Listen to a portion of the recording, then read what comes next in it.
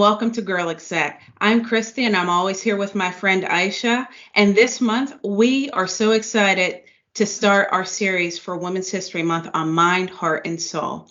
Starting out with mind, we are going to focus how our mind and really our thoughts can lead to self-sabotaging behaviors and how we overcome those self-sabotaging behaviors. And the first behavior we want to talk about is thinking too small. When we think too small, we miss out. We have tremendous talent.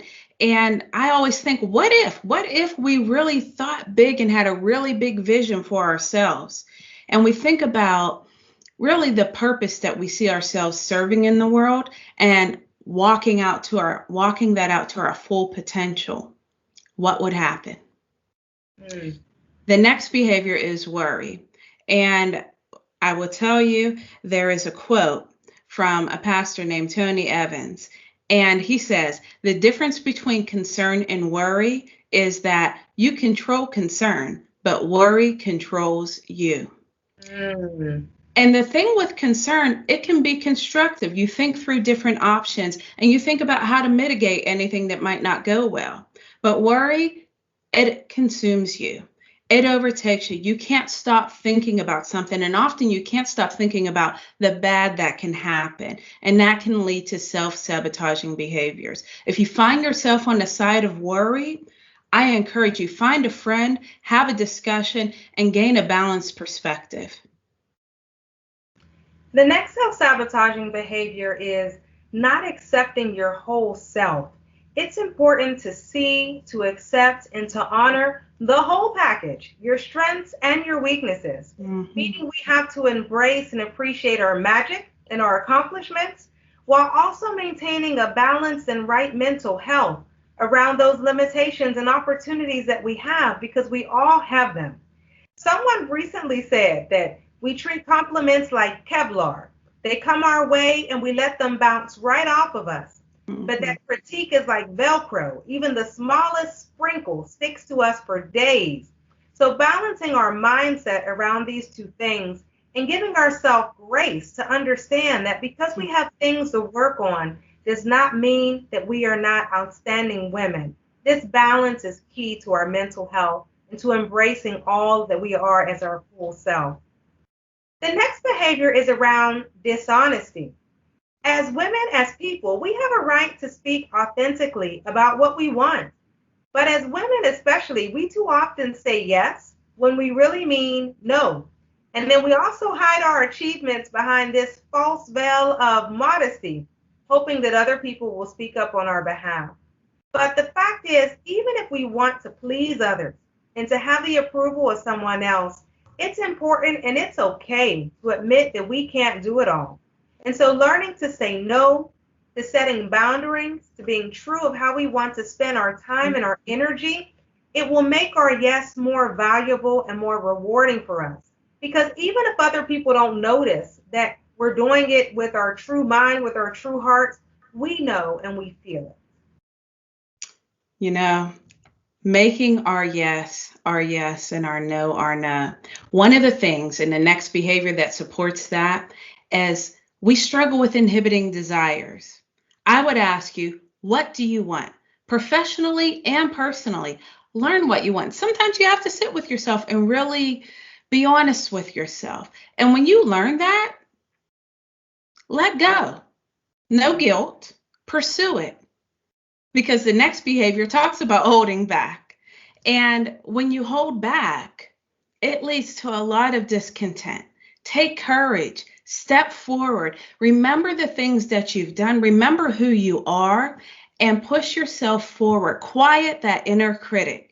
That inner critic, we all have it. I have it. There are times, every little thing is just swirling in your mind, from the way you look to how you said something or didn't say something. And oftentimes, no one is thinking about that except for you. But quiet that inner critic and go after the things that you want. Don't hold back. And next, and I would say this is a big thing for women, is not taking time for reflection.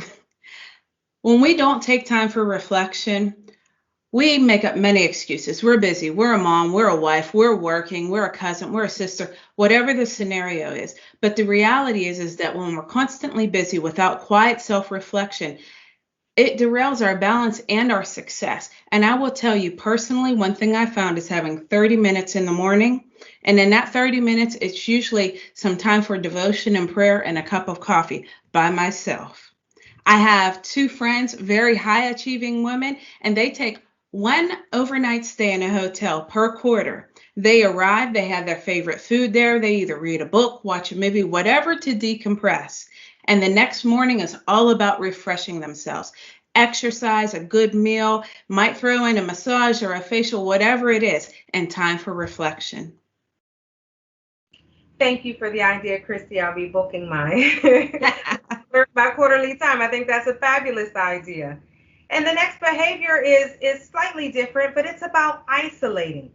We cannot do it all as individual women, but we also can't do very much alone. So there's a value in building this network, this web of advisors, of friends who can guide you in your personal life as well as your professional life. Some people say that we need our own board of directors, and I have mine. I have my communication person who helps me to understand how I'm coming off in different contexts. I have my friend who helps me to promote myself and to make sure that I'm shining and sharing my accomplishments. Different people who put these nuggets in your ear. And so the question for you is, who's on your board? Who is that network for you when you need that support? And this is especially important in business because isolation can absolutely stunt your career.